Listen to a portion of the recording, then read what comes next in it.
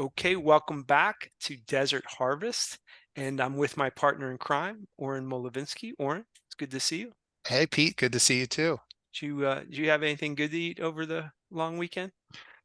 Oh yeah, we had a big barbecue and I was able to get over to the meat shop in Phoenix, pick Oh, up nice. some I did ribs because my son Brady, as you know, is headed off to the Army next week. Excellent. So he wanted ribs, so we smoked some ribs and that worked out really well.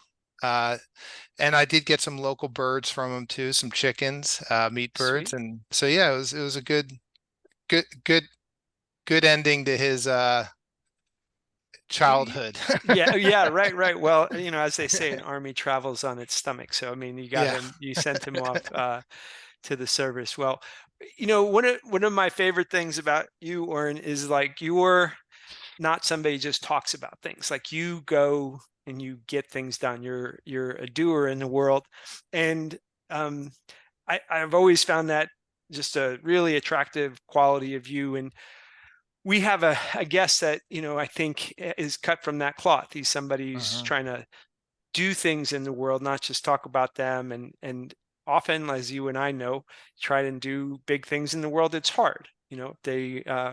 If it was easy, anybody would be doing things. And sometimes the biggest challenges, most important challenges, they're hard to figure out and they take a lot of effort. I'm going to read you his mission statement as Yeah. part of his business, and then we'll introduce him.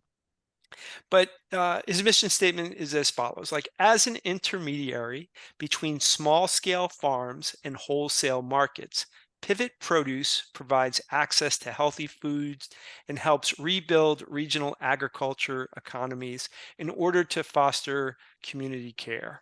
Think of Pivot Produce as the antidote to massive corporate food distributors.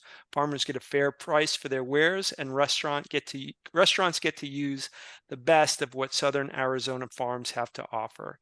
It's distribution on a local level, fostering a supportive and engaged food scene each step of the way. So we're lucky today, Oren. We have the founder of Pivot Produce, Mr. Erik Stanford. So, Erik, thank you for spending some time with us. Yeah, thanks so much for having me. This is my first podcast appearance. Okay, Oh, excellent. nice. Well, that matches with you're the first podcast guest All for right, Desert Harvest. let's So figure it out together. we'll figure it out together. So if I stumble along, please be patient. Um, so, Erik, I love your mission statement, and in terms of building markets for the farmers that we think deserve to be um, much bigger than they currently are. I mean, somebody's got to be the connector between them. So I'd like for you to maybe talk a little bit about what problem you're trying to solve for your customers. How would you describe that? I think there's a problem that we tried to solve when we started, and that maybe that has flipped a little bit. So I'll start with where we started off because I was a restaurant chef, worked in kitchens all over the country for a decade or so. Um, and then I was working at a small little cafe in Tucson called Five Points Market and Kitchen. Um, really great food. Their focus was to utilize local organic product produce and meat and eggs and dairy as much as we possibly could. But you know, we were one of those restaurants that was doing it as much as we possibly could in air quotes that you see. And I really, as once I became the chef of that organization, really tried to take that seriously. And so the original intention was restaurants should have higher quality food available to them in their kitchens. And I was going to farmers markets on a personal level, and the product that I would get there was a lot different than the product Yeah, we were getting off the back of the Cisco truck, or even an organic distributor like Alberts or whatever. And the quality was vastly different. So that was the original intention. I think a few years into the project, it became clear to me that my interest was changing in that, I realized that it wasn't restaurants that really needed help. It was these growers, these producers that were trying to do an amazing thing of growing super healthy food in a desert and supply a yeah, community with that food. So really the intention at some point slowly switched to where the restaurants almost became more of a means to an end, and the end being more sustainable and logical kind of regional food system, if that makes sense. Yeah. So, I mean, so this distribution problem, you have somebody who needs stuff and somebody who's making stuff. And it would seem to me that as many chefs might like to have access to the produce that you have. So, was at the time that you began this, were you on your own and doing it in a community where there wasn't anybody doing what you were doing? So was it novel, or were you one of several that were doing it back then? Well, I mean, we were the first folks that I was aware of in Tucson focusing on restaurant distribution. We're fortunate to be partnered with the Community Food Bank of Southern Arizona, who was trying to solve a similar wholesale issue, but for working more in institutional markets. Okay. I'm sure we'll talk about it at some point because it's a big part of what we do now. So there were a few folks trying to figure out, hey, these growers can't just survive off of farmers markets. And in fact, farmers markets are really difficult for a grower to do more than one or two a week. Still be able to spend enough time on your farm to produce that food. So we were fairly novel, I guess, in that we were the first to kind of tackle the direct to restaurant stuff. So, Erik, I have a quick question. My background, as you know, is in the restaurant industry, and much like you, I worked in restaurants in different parts of the country. I wasn't a chef, but more on the operator side, front of the house, and so. But one of the biggest challenges that Pete and I have talked about when I first started getting involved in a similar process out on the East Coast where I was running restaurants is that chefs and buyers, in a sense, at restaurants compare you that the comparison point is to Cisco, US Food Service, whoever they're buying, even if they're buying, like you said, from a niche distributor who's doing high quality foods. What are some of the some of the pushback that you still deal with, that you dealt with early on from restaurant buyers? Yeah, I mean, I think there's so much education that we have to do and when we start working with a new chef. A lot of some people come in, they've done it, they understand why locally grown is important, and we don't have to go through the whole thing. But for the most part, you have to first get comfortable with me saying no. No, tomatoes aren't available in the winter. No, we won't have lettuce year round. No, just constantly, no, your peaches didn't come in this week. And that's really crazy for a chef who's used to every distributor always saying, yes, we can have you avocados from the other side of the planet at your doorstep tomorrow. And that's what we as chefs were kind of brought up in, that, if we have the money, we can get it. And that's just not the case with some of this kind of regional agriculture. So we're constantly butting our head up against that one. And then, there's also the availability thing, educating chefs around what seasonality in Arizona looks like. We have, chefs that are even totally down with local sourcing, but they've been doing it in Maine for the last 10 years. And now they got a job at a resort in the foothills of Tucson. The seasonality is so different. And in the expectations of when that product and how much that product costs are going to be way different than what you were experiencing up there too. So there's so much chef education that we have to do, and we are pretty picky about what customers we take on based on that. I don't serve every restaurant that approaches us to buy stuff. You need to be kind of down with the mission to an extent. That's great. That could be perceived. I think on the surface, that's perceived as like a negative, right? Like, well, after I give up having avocados from New Zealand or whatever, wherever they come. But what you're really offering is a different road that yields something better. So in this education process, do you find that people follow the train of thought, the education pretty easily, or did they go, listen, my consumer expects avocado every day of the year, Yeah. and if I don't take care of that consumer expectations, I'm going to lose business. So there's probably some people who say the customer's expectations are immutable; they'll never change, and so consequently, I have to do things the way I've always done things. And then there's this other more creative point of view that says, well, we can create a delicious palate for you if you follow, the vagaries of a local thing. Could you kind of talk about what does it mean to get into those conversations, and are they super hard, or is it only the people that have a predisposition to wanting to do this that end up being the people you work with?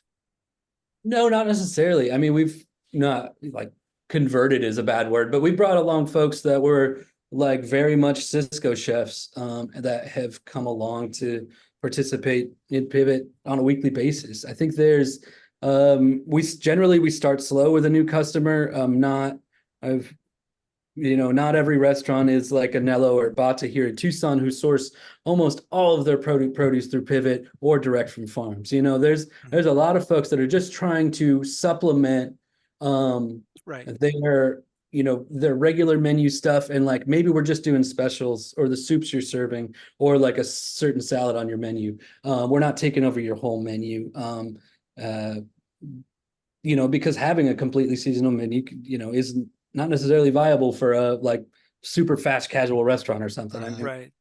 so we participate at different levels. We try to figure out with the chef where's the most logical place for us to fit in, because sometimes local produce isn't super consistent, and if you need that consistency, I'll tell you, yes, I can get you spinach for 10 months out of the year. I guarantee that's going to be consistent. Thank you, Blue Sky Organics. You guys are the best.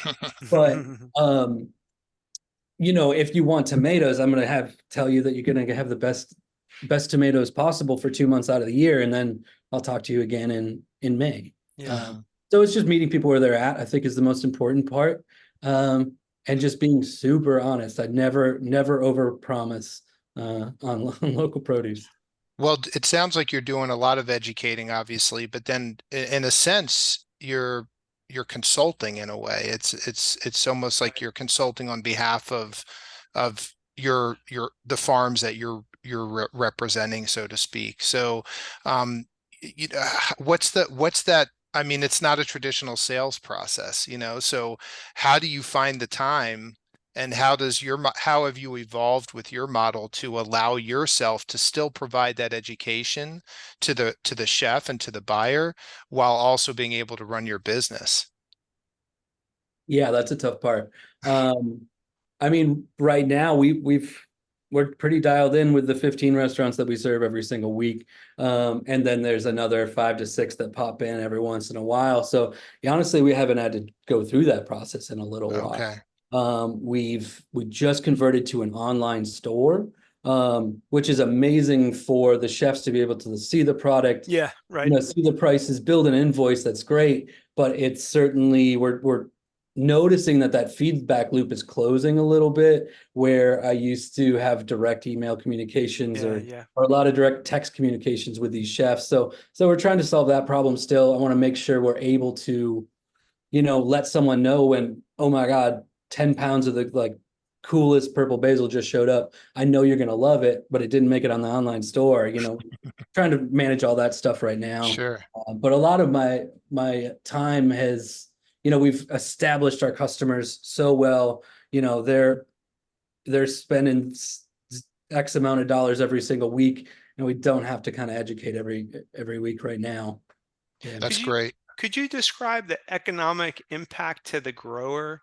I mean, prior to you being present, if you could only make a single farmer's market or two farmers market, I mean, it seems to me that this is a lifeline to a segment of agriculture that without a pivot produce in the life of the similar farms that you work with, um, what does it mean for them to work with you compared to when they didn't work with you? Yeah, I mean, when we started out with 4 farms, and everybody was like really an acre or less. This is almost micro agriculture.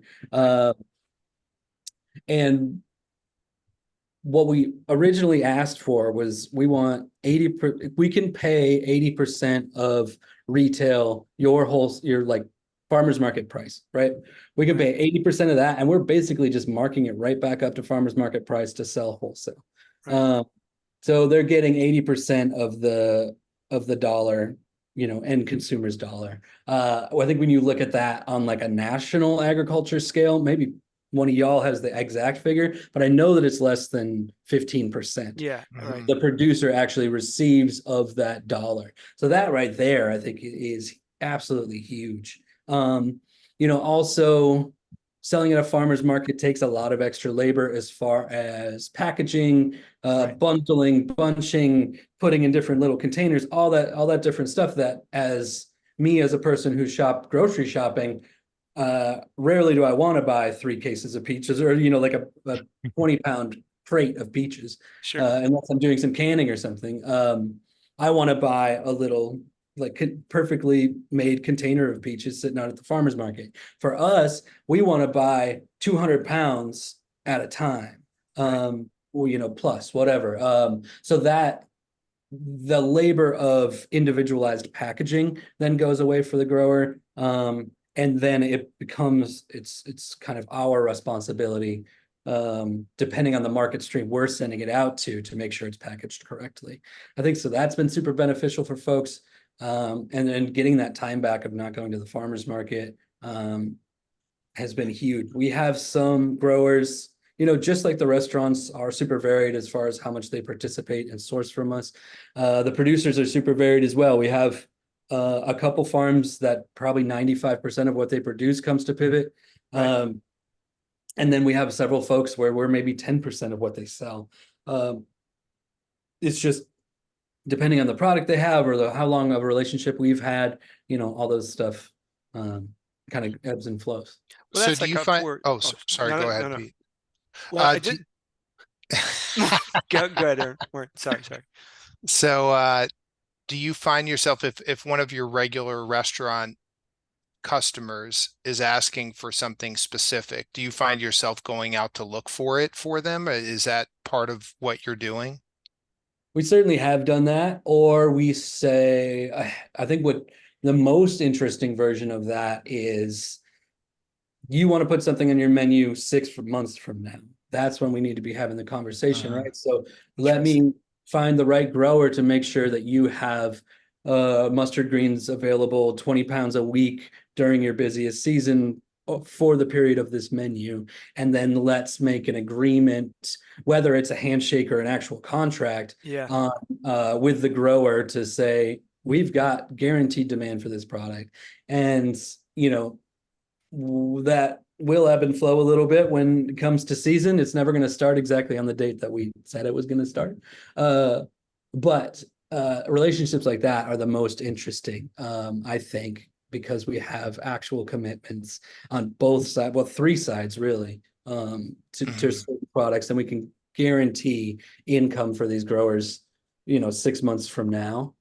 As far as new products, that's a little bit more difficult. I generally don't like to ask producers to grow anything specifically. I'm more interested in asking the grower, what do you like to grow? What are you good at growing? What does, your land produce in the most highest quality level? And let's work with that and try to find a market for that. And sometimes there isn't a market, but that's, I think, a more interesting way for us to approach it. Because if you're not interested in growing something, just like when you're a cook, if you're not interested in cooking it, you're not going to put in, nearly enough compassion to make it it's the ideal product. So a 4 or 5x return compared to like a conventional experience where, you go from 15% to 80% in terms of what you keep. What do you have, like, people just knocking down your door that they want to work with you, or are people skeptical? Because it would seem to me that you're the best deal in town for a grower, and I'm curious, and from a scale perspective, because I'd like at some point for you to talk a little bit about, are there limits to the business that you have that are natural to the nature of the service, and that you would need an entirely competing business doing it in a similar way, or Mm. is your business scalable? But the first question is, given that it's so different, the economics are so different than a grower, do you have to limit the number of people you work with and everybody wants to work with you, or are you having to convince growers in the same way you're having to convince chefs?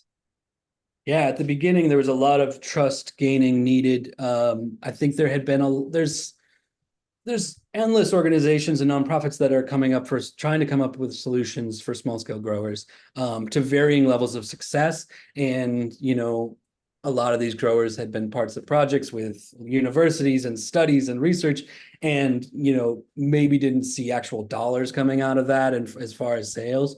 So when I showed up, I had some history of working with some growers, but there's a lot of folks that I had met, and I'm first approaching, and I'm just a white kid from Wisconsin. I've only been in Tucson 6 years, maybe. At that point, I was, it took a lot of convincing, I think. I would say the growers we work with now are fully convinced, fully bought in, but that took, with some people in particular, 5 or 6 years of like consistent sales. We write a check as soon as they deliver the product. Yeah. We're trying to make it as easy for growers as possible. So that's taken a long time. We do have new growers approaching us quite often. And it's been an interesting project to try to figure out where can we fit in a new producer.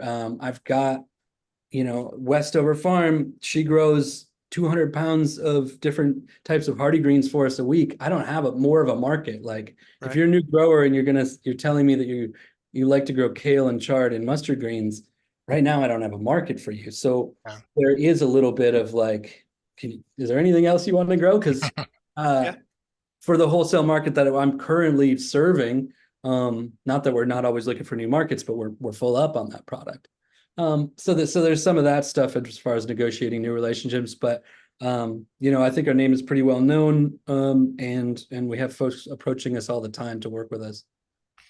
Yeah, it's interesting, in working with farmers through over the years, I've noticed that farmers who are somewhat new to a crop, even if they've, let's say, that someone inherited their parents' ranch and that, they're just doing cattle and they convert, 10 acres to gardening or produce or whatever. What I've seen a lot of is they'll plant before they have a customer. And so some of the wisest advice I've ever heard from Department of Ag people is, have your market before you plant. It's okay to test plant, but do you run into that a lot?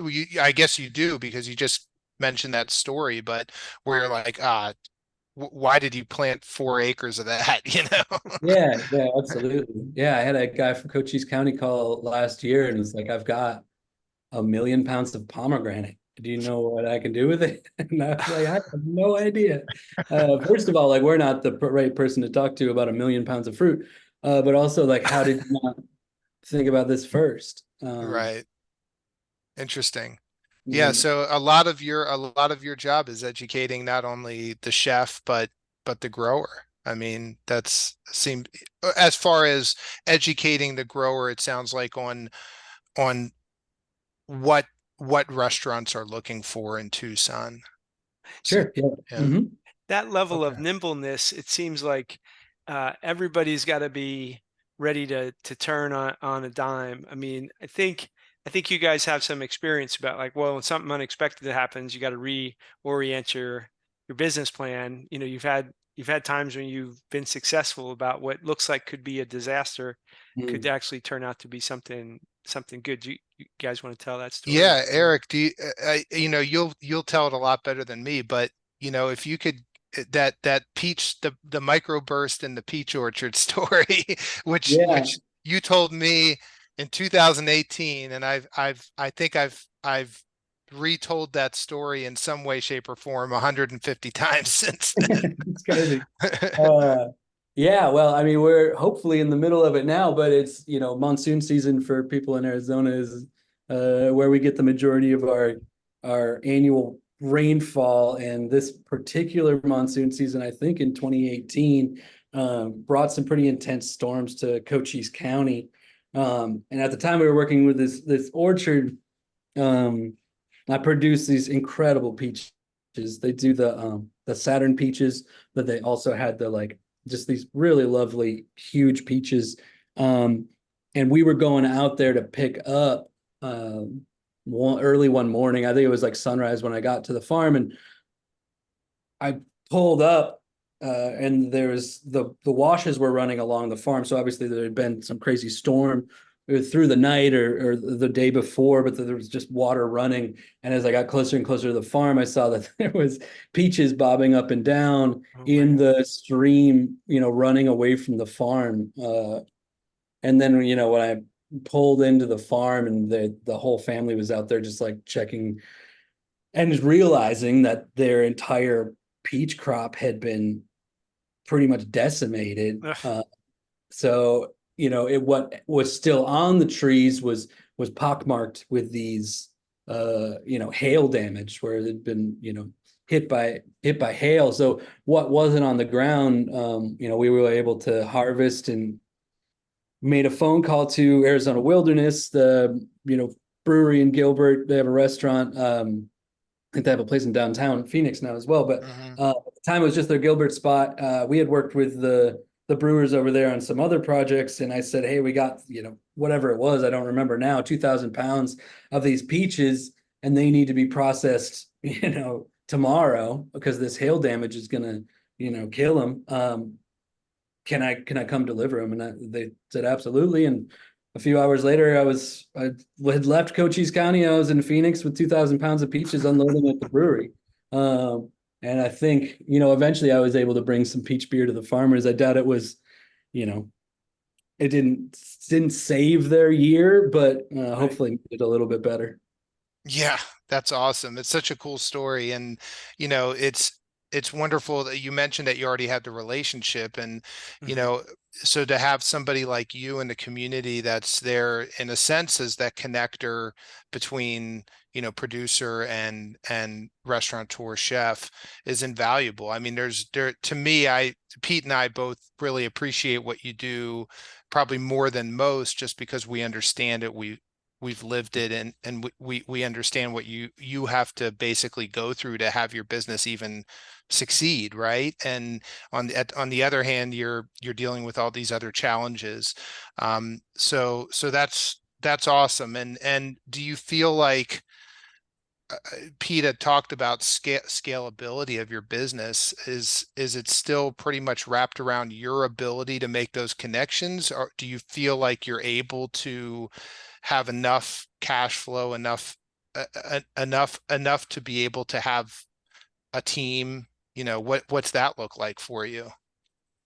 Yeah, I mean, there's three of us full time, and some two folks, three folks part time, that make it all happen. Which 8 years ago when I started at this, it was just me, and for the Mhm. first 4 years, it was just me and maybe one other person for 10 hours a week. So it has ballooned a lot since COVID, and it's man, nothing makes me more proud than having like a team behind the name, rather than just myself. And if it was continued to be just myself, it probably wouldn't exist anymore because the weight of running a business, as you all know, is extremely heavy. So yes, we've been growing and we've been scaling. We've kind of plateaued in the last few years, which isn't necessarily a bad thing. I think we're filling the market niche for our region really well. I think where we're going to see growth in the future is hopefully Pivot's not the organization even in Tucson, but I think scaling for me in a way that makes sense is there should be many more organizations like Pivot, and there Mhm. are several in the state of Arizona, and we're just now kind of starting to connect with each other. We have a great relationship with Sun Produce in Phoenix, and through them we work with growers in the Verde Valley, and now we're reaching up to Kingman. Obviously, we have relationships with folks in Cochise County, so we can have eggs harvested in the Valley of the Dragoon Mountains, and the next day potentially they could be on the shelf at a store in Lake Havasu City. That's I think where we're going to see scaling up. I don't necessarily need the market in Tucson to grow. I'd love it if it does, but like we've talked about earlier, it's a lot of work. So how do we connect with other markets throughout the state through this network of different food hubs, whatever you want to call them, and benefit each other? Because what's so awesome about Arizona is there are so many different climates and growing regions producing different types of food at different types of year. And the more we connect, the more we're serving the whole state. And it's been a really fun project. And that's where our growth is focused. Well, Pete, Let me go ahead, Pete. Yeah. because I'm really curious, like what was the impact of Pivot Direct, where you had a direct to consumer on, was that a net positive, or did that turn out to not have, did that squeeze margins even further? Like what is part of your scalability bringing things directly to the eater, so to speak? It has become that. And that came out of COVID. Like a lot of businesses, we had to shift, we had to pivot. We were exclusively focused on restaurants, and we're doing some school district deliveries as well. Nice. When COVID came, and all of those closed, with the exception of our account at a hospital. Everybody else was not open for months at a time. At that time we had started experimenting with this forward contracting. So we have growers in the region have crops in the ground that we had promised we would purchase and deliver, wherever we were going to deliver. Yeah.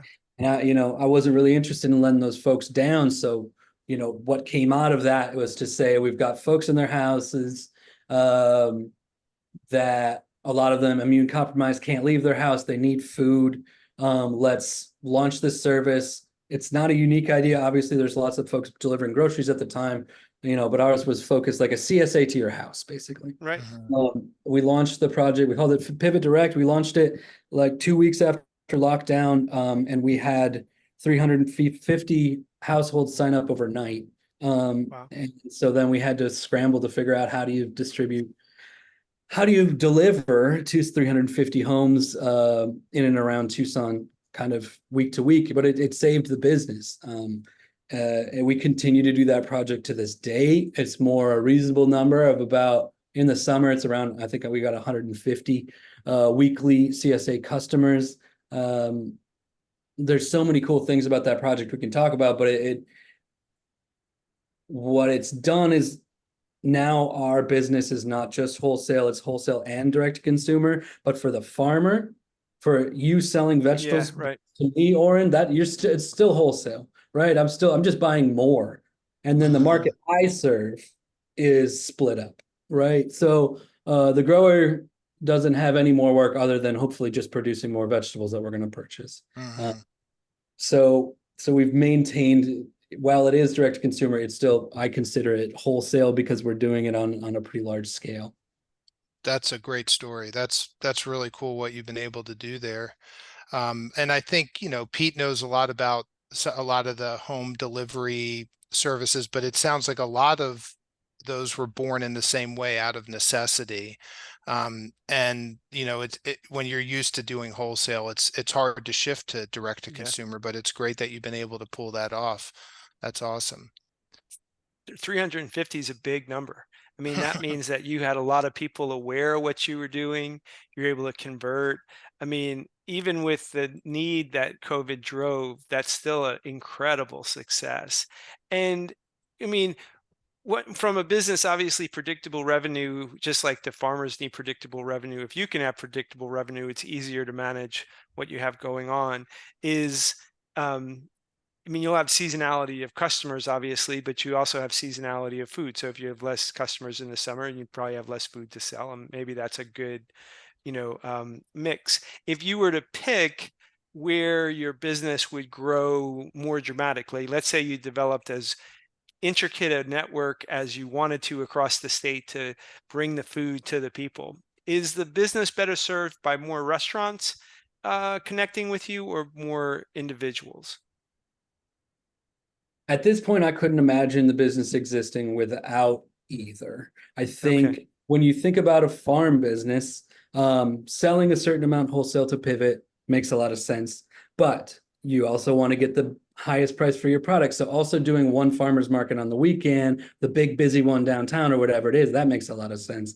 And then maybe managing your own CSA in, with 30 of your neighbors, that makes a lot of sense. So you build your business, establishing 3 or so different markets. Pivot's the exact same. I can't imagine them existing apart anymore. We are purchasing products in advance for restaurants. So I'm purchasing from the producer in anticipation of orders Right. because there's such a quick turnaround with wanting to get them the highest quality product. I don't want it sitting on my shelf while orders come in. I Right. want to, so there's a certain amount of, oops, I ordered too much arugula, or whatever it is. Every single week that happens, and having the direct to consumer side paired with it, I'm able to say, hey, that arugula is going to go bad this week, but maybe the butternut squash that we were going to put in the bag isn't. Let's switch that out right now for the first 80 customers of the CSA. It gets very intricate,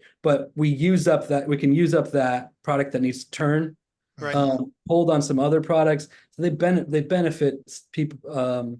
They benefit each other so much. That's cool. Yeah. Yeah, I couldn't imagine this type of business working without having both. So that makes a lot of sense. One of the things that Pete and I have talked about a lot is, one of the biggest obstacles or greatest obstacles for this type of ecosystem to work, the community agriculture and restaurants supporting farms, etc., is logistics and storage. And in a sense, the large distribution companies have solved for the logistics issue. Mhm. So if, as we kind of bring our discussion towards a close, what are some of the biggest challenges you see moving forward? What are some of your biggest pain points as a business owner operator? What should we be relaying to the business community who would be buying from you as to how to help you keep your business more efficient and productive so that you can continue to operate in the way you are? Yeah, there's a lot to that question. I mean, logistics is what we do. We're in the business of moving food from one place to another, and that in Arizona requires refrigeration, cooling units, and they break down constantly. My walk-in repair guy, like he's on my speed dial. So that the like infrastructure of it on a small scale, the cost of managing the infrastructure is so high, which I imagine if it was to scale up or for the larger guys, hopefully those costs aren't nearly as like detrimental to the business.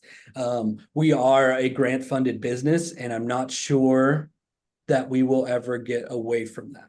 A lot of the work that we do is giving food away for free, so we're able to, acquire grants for certain projects that, without, we're not a profitable business, or we at least we haven't figured that part out yet. So that's the nature of what we're doing. I don't know that there's an example in the country that I can point to of folks that are wildly successful financially in doing this. Depends on how you measure success. I measure success as getting food to people in Arizona. We're wildly successful. But if you're my accountant and looking at my P&L, like we're not that successful. Yeah. So I think there's different ways to measure success, and being completely transparent about that is I think a really important part of getting this whole system to grow and to get more people on board. I think that for a long time there was we had restaurants under the impression that we were like jacking our prices way up because our food is expensive. We're the most expensive option in the market because we were making a lot of money off it. And that wasn't the case. The case is we don't set prices, the farmers do. So we mark up based on what the farmers tell us, not what we, some arbitrary margin that we need to make. So I don't know. There was a lot to that question, and my answer might be a Yeah. little No, little. your answer is great. And it's really, Pete and I put this together, and our mission as a team is to really help to solve for that, the sustainability not only of agriculture, but of the type of business that you're running. How do we make that, because your heart's in the right place, you're doing incredible things for the entire community. And how do we as a community put our brains together to make it financially viable, right? Where we know, there's one thing about becoming wealthy doing something, there's another thing about just being able to make ends meet. And Mhm. there's probably a happy medium in between, where somebody like you who's busted your ass doing this and taken so many risks, you deserve to be able to to reap some, financial stability out of it. And so that's our mission, is to help bring the business community together, the agricultural community, and maybe even bring resources from government like you've done, grants like you've done, but really to be a connector, so that there isn't somebody like you carrying the whole burden on their own shoulders, that it really is all of us working as a team to try to make this all work and more viable. So thanks for what you're doing. Yeah, and I appreciate the transparency, Eric. I mean, I think when Oren and I talk about what we'd like to see in on our kids' plates, on our neighbors' plates, on restaurants' plates, and whatnot, we we understand that in order for those things to happen, the all the things that back up behind it, the grower's life, the distributor's life, the chef's life, I mean, everything has to make economic sense for the type of change that we think would needs to happen. So, describing to us what you just described to us, which includes philanthropy, if you're giving away food, obviously, I mean, that's an interesting overlay. And Oren has, in previous episodes, talked about some of the work he did in Washington, D.C., where somehow or other that seemed to fit there as well, in Mhm. that, because food is unpredictable and it's different, food is available at different times in different quantities, rather than have any waste, there was a place to kind of, um, to make sure that food was, had a home that was helping people. And Eric, you did mention before earlier in the conversation, about, uh, I think, did you say you were working with, is it a food kitchen of, like an organization locally that's helping you move some of the product? Yeah, well, we have an amazing partnership with the community food bank, which isn't just selling them vegetables for them to distribute, but they really hold an administrative role within the food system down here. They Okay. gather farmers, they coordinate sales to institutions. So we're delivering to Tucson Unified School District, the largest school district in southern Arizona. They're one of our biggest customers. University of Arizona, Tucson Medical Center, all of those relationships came through the community food bank and were developed by them. And like I said, they were trying to solve the same problem. But for us, also, we realized that high quality food, like you said, Oren or Peter, like everybody needs to get paid along this Yeah. line. That doesn't mean that high quality food should only be accessible to folks that can afford it. Right. We've built into, with the exception of our restaurant model, at all of the direct to consumer stuff, we've built in ways for folks to receive food for free. So I think 25% of our direct to consumer base is either no cost. It's a sliding scale, right? Right. So 25% are paying what they can for the service every week. We have some folks that have been receiving bags of vegetables every week for 4 years and have never paid for it. Right. Along with that, we have programs that we partner with. Right now, we have one with the Pasquayaki Nation. They've got a big NIH grant to study the health benefits of food access, right? So we're just the partner who can bring that healthy food to them. Yeah. That gets distributed for free. We deliver to senior centers. So part of our work is not only navigating sales directly to consumers, but writing grants in partnership with community partners to just distribute basically a CSA bag, but do it for free and depending on the community. So that's another way that we kind of get food out there. Yeah. Okay. Well, Erik, listen, thanks for spending time with us, and maybe you'll come back and talk with us some more. I mean, we're really grateful for all the good work you're doing and interested in. We want to let people know about what you got going on, and then over time, maybe this podcast will be a way that we can help connect you to the right folks to have you make your goals happen, and your goals benefit not just you but all of us, because the more healthy people around us, less money's being spent on disease, less people are suffering. I mean, it's an endless virtuous cycle as opposed to this vicious cycle that we have going on right now. Yeah, well said. I appreciate that. Oren, anything else before we No, say goodbye? I think it'd be great to, have you on again, Erik, in the future, and maybe even with a grower Yeah. or one of your, or a restaurateur chef, so that we can get different perspectives in the same conversation. Could be a lot of fun. But at the very least, we want to stay in touch with you. And I think I met your wife at Barrio Bread on Yeah. pizza night. Don and I are working on some fun projects right now. So there's a lot of collaboration happening, and we look forward to doing whatever we can to support you and Pivot Produce. So Yeah, there's so many cool stories in the food system. I don't think you're going to have any trouble finding content. Yeah, it's a time to be optimistic. All right, Erik, thanks again. thank Yeah. you, Erik. Talk Bye-bye. soon, man.